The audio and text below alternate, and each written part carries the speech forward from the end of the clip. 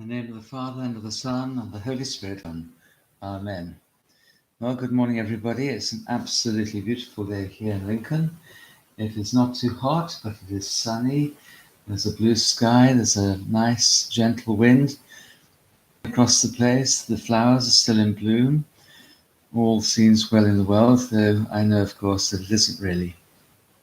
And there's an awful lot of suffering and other things brought home by Paula a few minutes ago about a young man who was killed very near to her house called Dylan. It was his 18th birthday.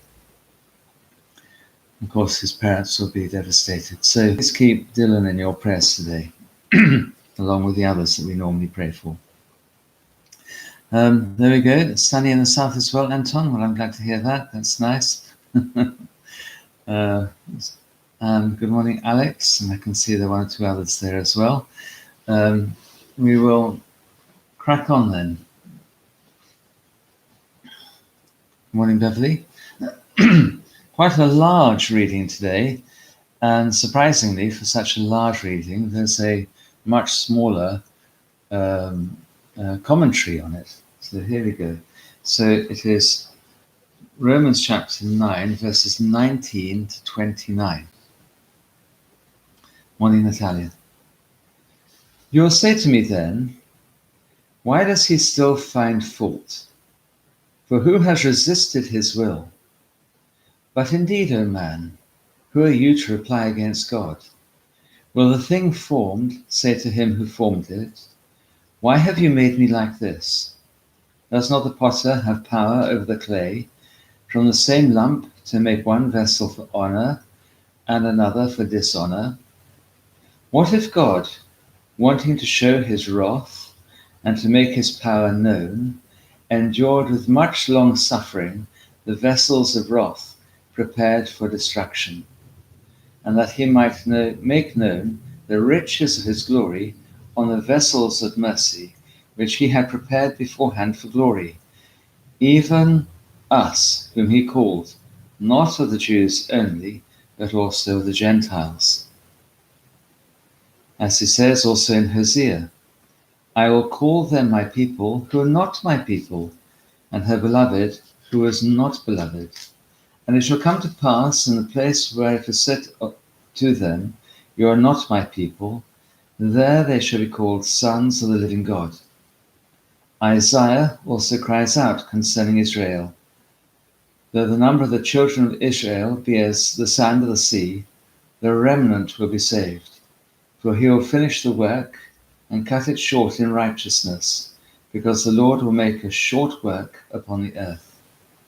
And as Isaiah said before, unless the Lord of Sabaoth had left us a seed, we would have become like Sodom, and we would have become like Gomorrah. And there we go. More people have turned up. Good morning, Father Alexander, your prayers. Yes, indeed, joyous feast. We don't have much more of the feast to go. I was looking at the setup in the church here and wondering whether I should take it apart today. So we've obviously set it up with the cross in the centre. Good morning, Gary, and good morning to Melinda. I've just written you a reference. Right, so what's the background of this bit of writing here?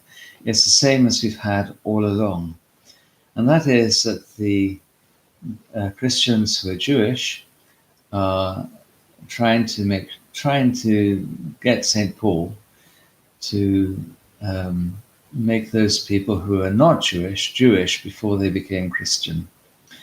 And they have complained about various things that St. Paul has said. And their latest complaint, because they're a bunch of moaning minnies, the latest complaint is that after all these hundreds and hundreds of years of following the law and the prophets and everything else, God shall be turning to the Gentiles.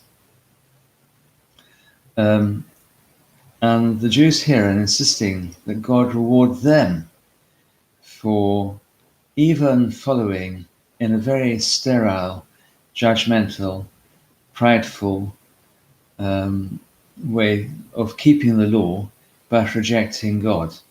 That God should respect them even for that. And St. Paul, of course, is saying, not so. Good morning, Christos. Not so at all, he's saying. Right, let's see what he does say. So we're going to take quite big chunks this time round, because St. Paul is thinking about them in quite big chunks as well. And although it's divided up into verses, it doesn't make sense to give a verse-by-verse commentary here. So we need to look at verses 20 and 21 to begin with, 19, 20, 21. So you'll say to me then, why does he still find fault? For who has resisted his will? And St. Paul answers this by saying, but indeed, O man, who are you to reply against God? Will the thing, and so on. And here we need to have the, well, let's read the rest of that. Will the thing formed say to him who formed it, why have you made me like this? Does not the potter have power over the clay from the same lump to make one vessel for honor and another for dishonor? In the end, the potter is the potter, and the clay is the clay. And the potter makes of the clay whatever the potter chooses, and he makes it in the way that he chooses as well, either by spinning it on a wheel or making long sausages which he puts together, or by rolling it out and making it in slabs and doing it that way. The potter does whatever he or she chooses with that clay. Put me in remembrance of Job chapter 38 verse 4, which for me was one of the really seminal parts of reading the Old Testament. When I thought I might think about becoming a Christian, I opened up the Bible any old where, and it fell on the book of Job, and I began reading that. Not, I think, where I'd recommend other people to start reading nowadays. But I read it through, and when I got to chapter 38, verse 4, having found the whole thing rather muddling, I read the following. Where were you when I laid the foundation of the world? Tell me if you have understanding. It's a way of saying, okay then, big head, you tell me then, with the way the whole world is actually sorted out. And for me, age 16, this is really telling. Of course, age 16, you think you know everything, and as time goes on, you realize how little and little and little you do know. And from this was a very important moment when I began to accept the way that things were with God. Okay, that's the way they are. If that's the way God chooses to make them, then that's the way that God chooses to make them. And here really, St. Paul is saying the same thing. God is God. The way that God chose to make things is up to God, not up to you. And it's none of your business really. Who are you to reply against God, to criticize God, that means. What God chooses to do is up to him. God is absolutely sovereign over his own creation. And the creatures, the creation itself, us, must accept that, whatever the outcome. We might think we can make a better world than God, but whether or not we can, and of course we can't, we have to put up with the way that God has made it.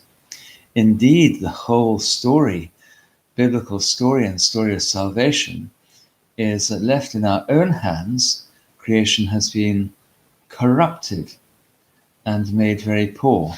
And there are lots of ways we can see this, in some very obvious ways. There is plenty of medicine to go around, but the medicine doesn't go everywhere. There's plenty of food to go around, but the food does not go everywhere.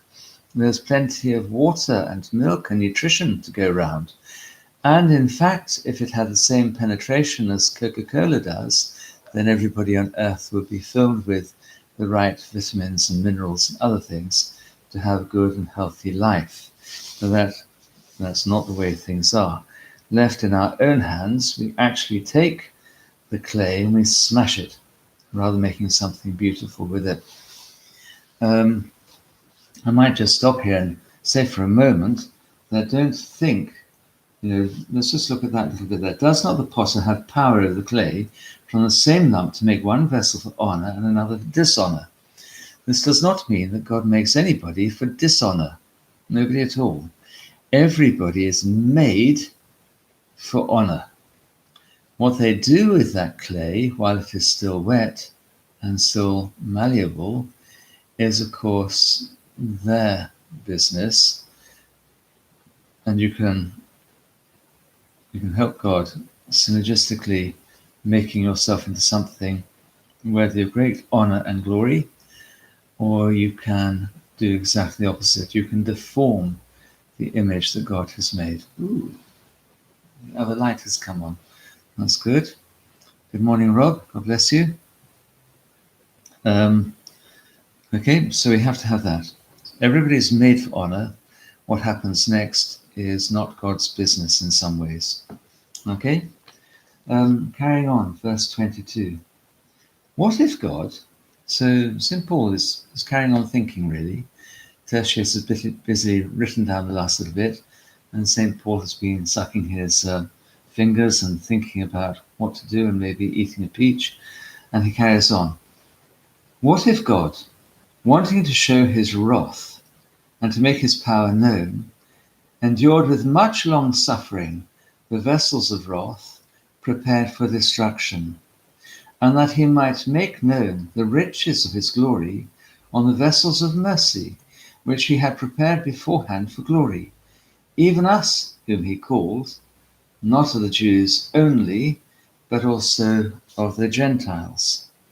Okay?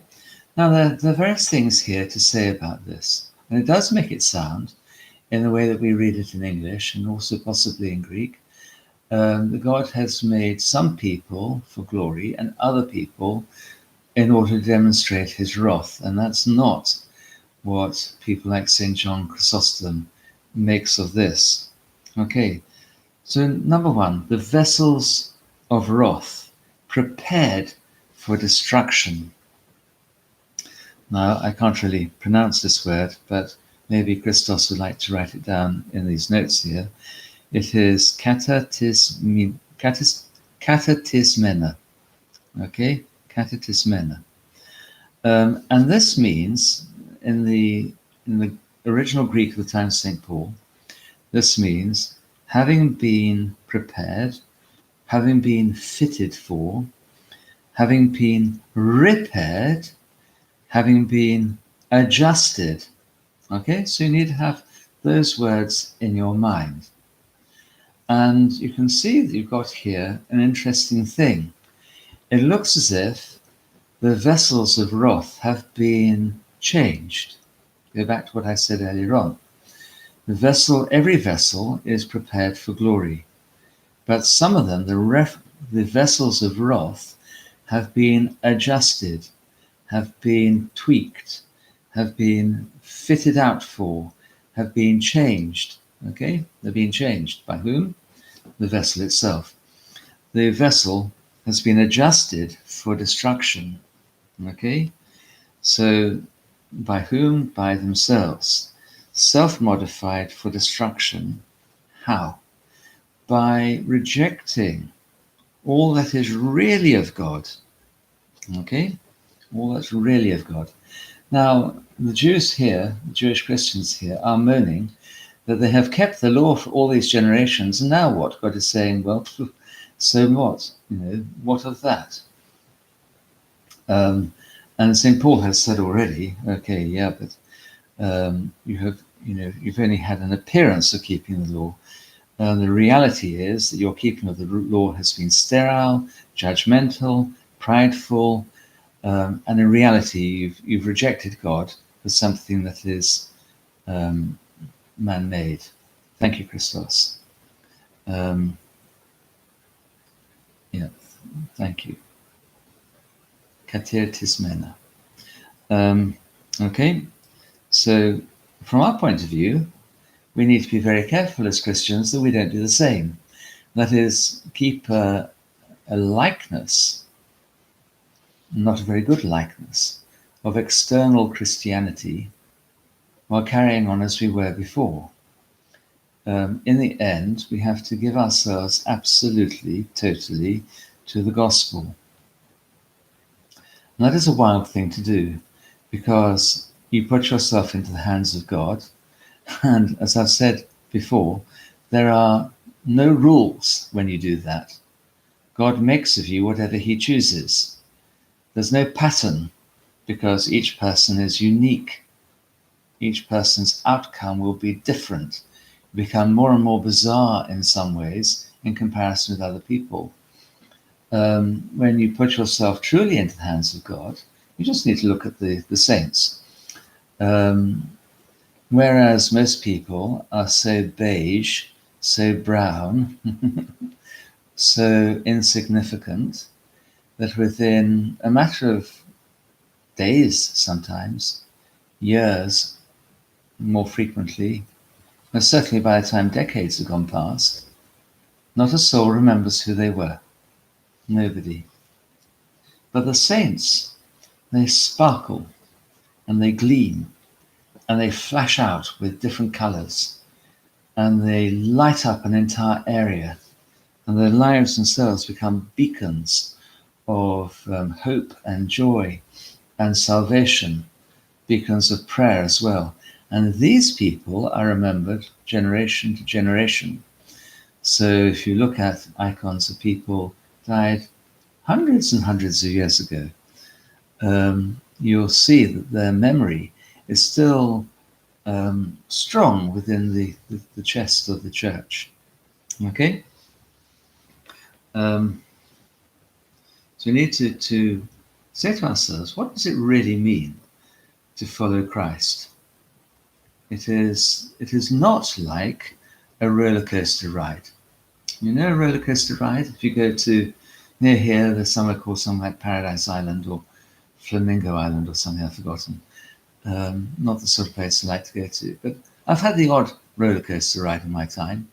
And you get into a sort of little train, you go up and down various humps, and sometimes you speed down, and sometimes you speed up, and sometimes you go around in a big circle, hanging upside down for a moment.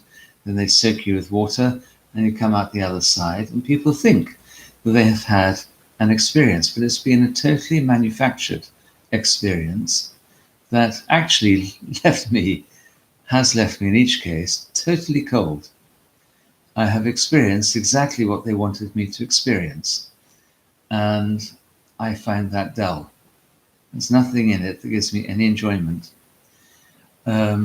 Whereas when you really experience God, the experience you have is an experience entirely unlike the experience that anybody else has or ever will have, or ever did have in the past, because it is tailor-made to fit you.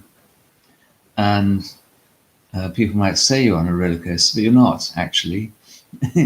you're on a train ride entirely of God's own devising that is for you and completely unpredictable. That you too have a hand in where and what happens to this particular ride. Okay? That's just as an aside. Paula says that I go off on more tangents than St. Paul. Honestly. Okay? So we need to make sure we don't really reject God. To fall into the hands of the living God is to place you on a ride that is infinitely more exciting, because you have no idea where it's going to end. Well, you do. It's going to end with God, but you're not quite sure how you're going to get there. Okay? Secondly, notice here, what does it say? God endures long-suffering.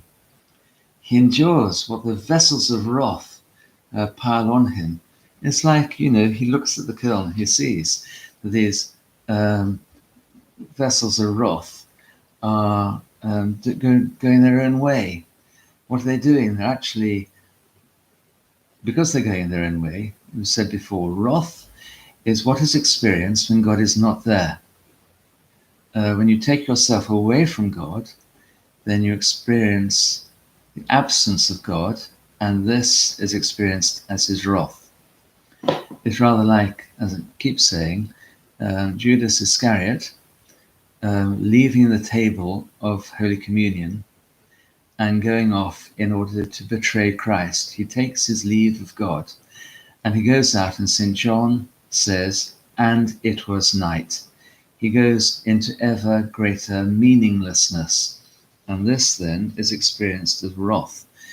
So appalling did he find it that he actually hangs himself and he falls on the ground. His belly bursts open. But God, you notice with Judas, that even though everybody knew that he nicked money out of the common purse, he was a thief. And Jesus knew what he was up to.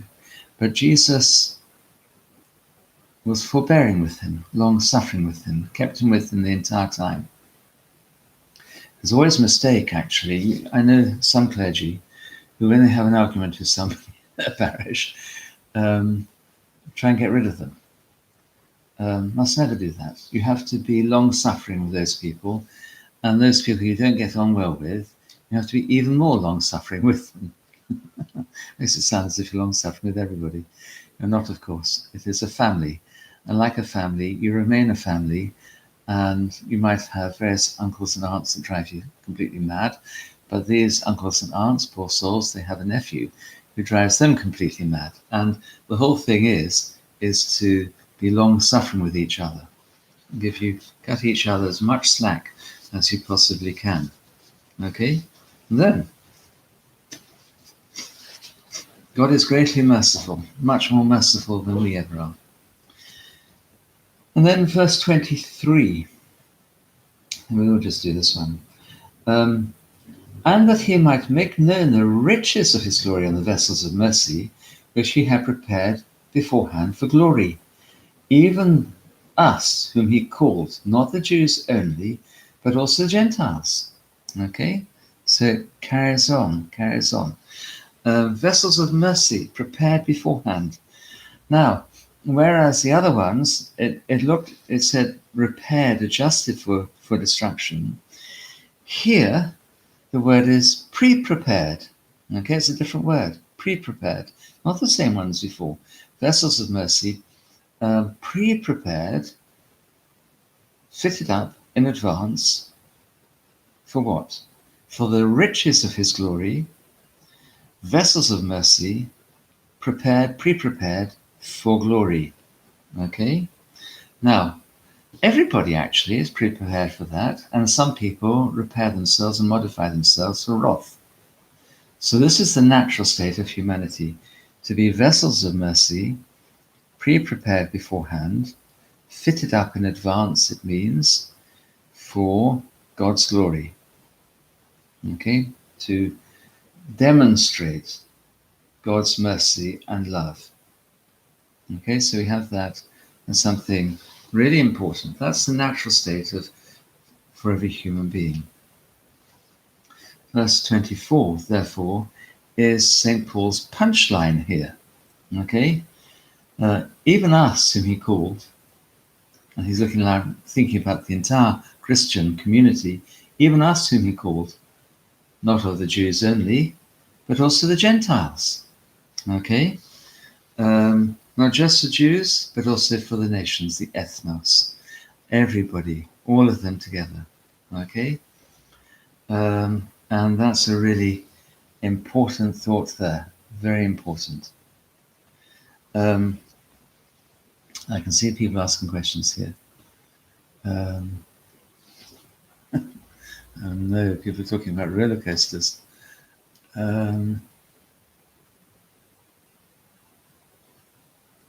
Some of the saints particularly did not want to be known or remembered. Often God had a different idea about that. It makes you wonder how many may remained unknown to us. Oh, by far and away the great majority. If you go to any parish and look amongst the congregation, you can see there are a great number of saints there in any parish. People who devote themselves to prayer, to almsgiving, to loving other people, to fasting and so on. And every parish has got its old men and old women, yayas and babas and so on within the parish, who are absolutely saints, and would be horrified, shocked if they had icons painted of them. It's why it is that so few grannies and granddads are around our walls. in church. We're just used to it. My spiritual father, I said to him, why are there always so many bishops that are recognized as saints? And I hope that my bishop is not listening to this bit. And he said, oh, well, it's because everybody expects Granny and Grandad to be saints, and often they are. But when you have a bishop who's a saint, that really is a shocker. The same can be said for priests, of course. So yes, by far the majority of saints are hidden from our eyes because we're just used to them. We're used to those people.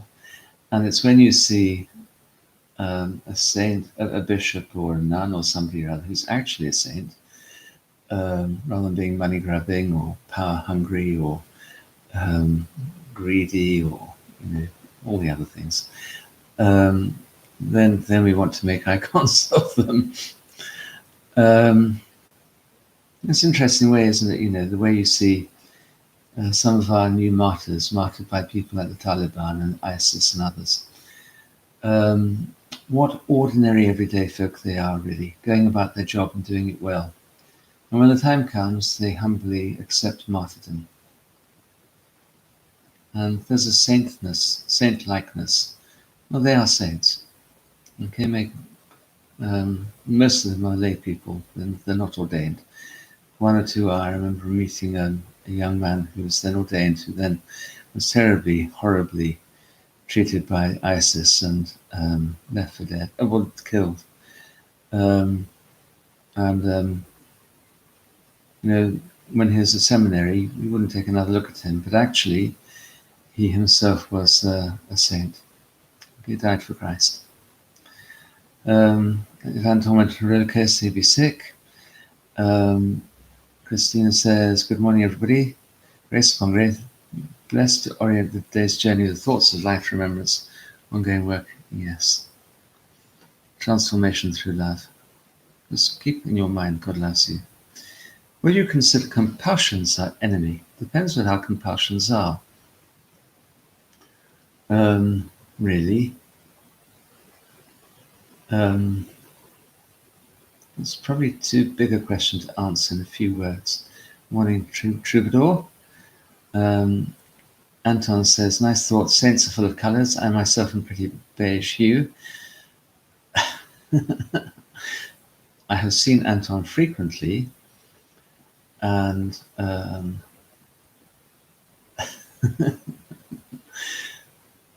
there's nothing beige about Anton. You just need, I wish you could all see just his photographs. You can see he wears loads of different colours, bright and sparkling, and in every way, a sparkling jewel of a man. Much loved in our congregation, and has so many gifts that if he wasn't so lovely, everybody would be furious and jealous. Not after summer. Well, I bet you are. Okay. Okay. Transdimensional tension in the shaping of us. Can be. Obviously, our compulsions. It depends whether they are our compulsions that are destructive of ourselves or others, or whether they're compulsions that are filled with love. We do things maybe erratically out of love for others. And you can tell by the way other people are. If your love for others makes them want to take to their heels, and we've probably seen people like that, you know how it is, where actually what somebody's doing is that they're fulfilling their own needs by inverted commas loving other people. Everybody, when they see this person coming, immediately wants to hide underneath the table. Then that person needs a little exercise in love. Actually, somebody who's truly loving is always surrounded by other people. It's so remarkable, says Father Alexander, that when a clergyman is holy, the church makes him a saint straight away. Look, it's possible. Yeah, quite right. It is quite unusual. It always strikes me as being wonderful the way that it's after somebody has been ordained that we shout axios, because they have been made worthy. And that person needs then to maintain their status as being axios. It's very easy to start lauding it over the congregation, as opposed to being the humble minister of the congregation, to be the magister rather than slave of the congregation, to issue orders rather than humbly to be their servant. Okay, good morning, Michael. Yep, as Natalia says, power is something, well, you know that saying, power corrupts, and absolute power corrupts absolutely. You know, those are some thoughts about what we've read so far. Just want to read to the end there, even though we've had 31 minutes and we're blathering on. Simple, very quickly. As he says also in Hosea, I will call them my people who are not my people, and her beloved, who is not beloved. And it shall come to pass in the place where I said to them, you are not my people, but they shall be called sons of the living God. Isaiah also cries out concerning Israel, though the number of the children of Israel be as the sand of the sea, the remnant will be saved. For he will finish the work and cut it short in righteousness. Because the Lord will make a short work upon the earth. And as Isaiah said before, unless the Lord of Sabaoth had left us a seed, we would have become like Sodom, and we would have become like Gomorrah. So in verse 25, we discover that those people had absolutely no part in God at all. They were not beloved. They were not his people, are suddenly given a new status. They are beloved. They are now his people. And who are those people? Those people are the Gentiles. Beforehand, they were not. Now they are. Okay? And then in verses 27 and 29, St. Paul is trying to say, okay, but what about the Jews? He's saying, this is something that's happened all the way through the entirety of our history. There's something that appears time and time again in the Old Testament. It's about the faithful remnant. Most everybody disappears off, you know, after Elijah called down fire from heaven, and he then slaughtered all the priests of Baal. He thought at that point that there was no one, not one left, who followed God. And he was wrong, because in fact there are 12,000 people in all of Israel. Okay? And here you have something really important going on here. So, as you know, Isaiah cries out concerning Israel, though the number of the children of Israel, that they have been, well, let's just read some of the things they say. So in Isaiah chapter 7:3, named his son, a remnant shall return. So they've been taken off to Babylon. The country, the nation of Israel, the followers of God, have been destroyed, but a remnant will return. In chapter 10:22, a remnant shall return. In chapter 6, verse 13, only 1/10 of the nation, that tiny remnant, shall return in order to maintain this promise from God. We have that business here as well, Isaiah. This is in 10:22-23. And that is that, you know, only a little tiny bit will be left. And in verse 29 here, Isaiah chapter 1:9, a seed, just a little seed is left of the whole plant. And from that grows something new. And from that, of course, eventually grows the church. So in Isaiah, it's mentioned time after time. Then in Micah, chapter 2, verse 12, and Jeremiah, chapter 23, verse 3, the Lord says, I will gather the remnant of Israel, gather it together. He pulls it back from the nations and gathers them together back again. In Joel chapter 3 and Obadiah chapter 1, there's again a promise of a remnant of people who will remain, who will come back. And even Moses discovered, as we discovered yesterday, of the people bowing down towards this golden calf. There's a remnant of the people who did not do this. Okay, so all of those people are a remnant. They're the true Israel who carries God, as it were, onwards until, and Paul's going to come back onto this, until there is a people who was not beloved, who's now beloved. The people who is not my people, who are now my people. A group of people who are not my people at all, who are now called the sons of the living God. And this is the idea that Paul is having. And also within Israel itself, a group, a remnant, a tiny fraction of that people will eventually become Christian. And those people, the Jewish Christians, are the faithful remnant. And in this way, he tries to put a certain amount of soothing oil on the heads of the Jewish Christians. He's going to do that quite a lot, actually, in the rest of this chapter, in chapters 10 and 11. Okay, let's see any more comments. Scary point that about your own needs. Yes, you can tell somebody who's helping others by the way they run away from them. They're really only helping themselves. Father Alexander, note how Jewish and Israel are used differently by St. Paul. All in the church have been grafted into Israel. The Jews who have not recognized Christ as Messiah have become the nations. Yeah, thank you. That's a very nice, beautiful way of summarizing all of this. Good. Okay, so could you please pray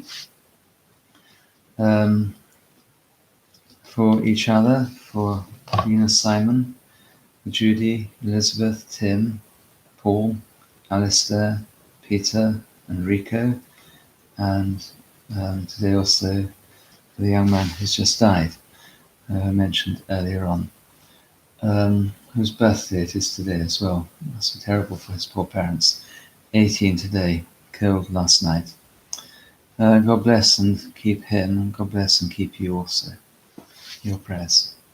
God willing, tomorrow, same time, same place.